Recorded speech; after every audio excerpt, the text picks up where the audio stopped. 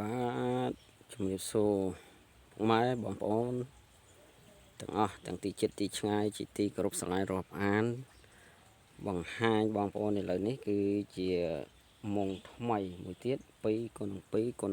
4ហើយដាក់ពងចំនួន2គីឡូណាដូចបងប្អូននៅឃើញមុងនេះអញ្ចឹងគឺវាចាប់ផ្ដើមភ្ញាស់ហើយបាទគឺវាចាប់ផ្ដើមញាស់ហើយបាទញាស់នេះញាស់ចាប់ផ្ដើមញាស់ថ្ងៃនេះឯងបាទពីម្សិលមិញញាស់មួយថ្ងៃនេះគឺចាប់ដើមញាស់រៀងច្រើនណាញាស់រៀងច្រើន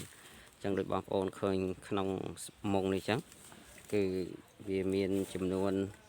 2ឡាងស្នោបាទ2ឡាងស្នោនេះគឺ1គីឡូអញ្ចឹងបងប្អូនដែលអ្នកចង់ចិញ្ចឹមបាទចិញ្ចឹមកណ្ដូបចង់ចិញ្ចឹមចង់ចាប់ផ្ដើមអាជីវកម្មនៃការចិញ្ចឹមកណ្ដូបនេះគឺអ្វីដែលបងប្អូនត្រូវដឹងអ្វីដែលបងប្អូនត្រូវធ្វើមុនគេបង្អស់គឺសិក្សាស្វែងយល់ណាសិក្សាស្វែងយល់រៀនសូត្រអំពីការចិញ្ចឹម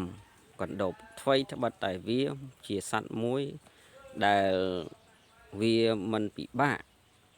ក្នុងការចិញ្ចឹមមែនប៉ុន្តែអ្នកត្រូវតែសិក្សាស្វែងយល់ពីពេលវេលារបស់វាពីព្រោះពេលវេលានៃការចិញ្ចឹមកណ្ដូបគឺវាមានរដូវកាលចំនួន3ដែលយើងត្រូវដឹងគឺរដូវក្តៅរដូវភ្លៀងនិងរដូវរងារដូវត្រជាក់នឹងឯងអញ្ចឹងយើងត្រូវដឹងពីវាហើយអ្វីដែលយើងត្រូវធ្វើមុននឹងការចាប់ផ្ដើមចិញ្ចឹមកណ្ដូបគឺគិតអំពីចំណីគិតអំពីអាហាររបស់វាពីព្រោះវាជាសត្វមួយដែលវាបរិភោគឬក៏វាញ៉ាំនឹងច្រើនណាស់ណាថ្មីត្បិតតែអ្នកមិនបានទិញចំណីមកពីផ្សារមិនចំណាយលុយទិញពីផ្សារមកប៉ុន្តែអ្នកត្រូវចំណាយកម្លាំងច្រើនក្នុងការស្វែងរកចំណីយកមកដាក់ឲ្យវាស៊ីបើសិនជាអ្នកអត់មានចំណីអាហារបងប្អូនអត់មានចំណីអាហារជុំវិញផ្ទះទេគឺបងប្អូនពិបាកហត់នឿយក្នុងការដើររកពីព្រោះវាប្រឈមទៅនឹងការរកចំណីពីព្រោះចំណីត្រូវការច្រើនសម្រាប់កណ្ដូបនេះគឺជាចំណុចទី2ដែលអ្នកត្រូវដឹងតែអ្នកត្រូវស្វែងយល់មុននឹងការចាប់ផ្ដើមចិញ្ចឹមអញ្ចឹងអ្វីដែលសំខាន់គឺដូចខ្ញុំបានចែករំលែកហ្នឹងគឺប៉ុណ្ណឹងហើយចំណុចបន្តទៀតដែលអ្នកត្រូវធ្វើគឺអ្នកត្រូវដេរស្បៃមុងណាស្បៃមុងគឺជាប្រភេទស្បៃពណ៌សល្អវាធន់ស្វិតវាស៊ូនឹងពន្លឺថ្ងៃបានពីព្រោះកណ្ដូបវាមិនចេះខ្លាចថ្ងៃទេតែវាខ្លាចរងាខ្លាចភ្លៀងណាវាងាយនឹងរងគ្រោះបំផុតហើយវាខ្លាចអីទៀតវាខ្លាចប្រភេទថ្នាំពុលប្រភេទផ្សែងអាកាសធាតុពុលក៏វាធ្វើឲ្យងាប់ដែរនេះគឺជាបញ្ហាមួយដែលបងប្អូនត្រូវដឹងណាអញ្ចឹងបងប្អូនដែលចិញ្ចឹមកណ្ដូបត្រូវដឹងថាអាកាសធាតុដែលមានផ្សែងពុលក៏វាអាចពុលងាប់ដែរពីព្រោះកណ្ដូបរបស់ខ្ញុំក៏មានបញ្ហាដែរកាលពីចុងខែ3បាទចុងខែ3អញ្ចឹងវាពុលអាកាសធាតុព្រោះអាកាសធាតុក្តៅខ្លាំងហប់ហើយនឹងមានផ្សែងពុលអញ្ចឹងសូម្បីតាមនុស្សក៏វាពុលដែរចុះតម្រាំតែកណ្ដូបវាជាសត្វអត់ឈាមតើវាអាចស៊ូបានដូចម្តេចបានអញ្ចឹងចំណុចហ្នឹងគឺយើងត្រូវដឹងមូលហេតុដែរកំឡុងពេលដែលមានផ្សែងពុលគឺយើងមិនដឹងថាធ្វើយ៉ាងម៉េចទេគឺមានតែតាមសម្រួលនឹងឯងអូខេតោះហ្នឹងហើយអញ្ចឹងវីដេអូមួយហ្នឹងគឺអ្វីដែលបងប្អូនត្រូវដឹងគឺប៉ុណ្ណឹងពីរបៀបនៃការថែទាំបាទ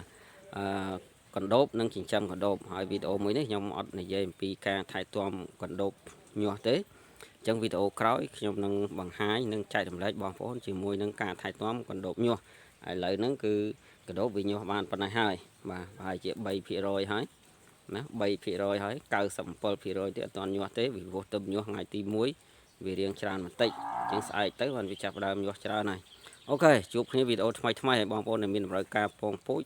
កណ្ដូបណា free ជូនបច្ចេកទេសចំណេះដឹងឯកសារក្នុងការរបៀបចិញ្ចឹមកណ្ដូបហើយកណ្ដូបយកទៅមិនញាស់គឺសងពូជបងប្អូនវិញធានាថាសងវិញមកពីកសិដ្ឋាន168បាទហើយមួយទៀតបងប្អូនដែលមានតម្រូវការឈុតវ៉ាក់សាំងកណ្ដូបស៊ីគ្នាកណ្ដូបងាប់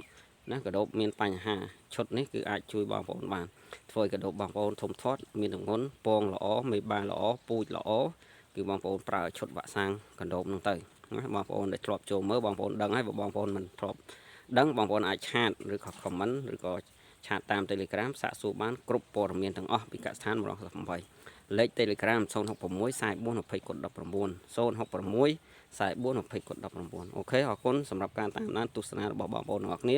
មានសំណួរមានបញ្ហាមានអ្វីដែលចង់ឆ្ងល់មានអ្វីដែលចង់សួរបងប្អូនអាចអញ្ជើញសាកសួរដោយសេចក្តីគោរពស្រឡាញ់រាប់អានឆ្លើយសំណួរជូនបងប្អូនទាំងអស់មិនថាបងប្អូនអ្នកយកពងពូជឬក៏មិនយកក៏ដោយចង់រៀនចង់ចិញ្ចឹមមិនទាន់ចិញ្ចឹមក៏ដោយអាចសាកសួរបានគ្រប់គ្នាបើកទលាយសម្រាប់បងប្អូនទាំងអស់អូខេពីកសិដ្ឋាន168សូមអរគុណសូមជម្រាបលាឆ្នាំថ្មីសុខសប្បាយជូនពរជោគជ័យនិងឈ្នះអស់មេសត្រូវនិងទទួលបាននៅអ្វីគ្រប់យ៉ាងនៅក្នុងឆ្នាំថ្មីនេះ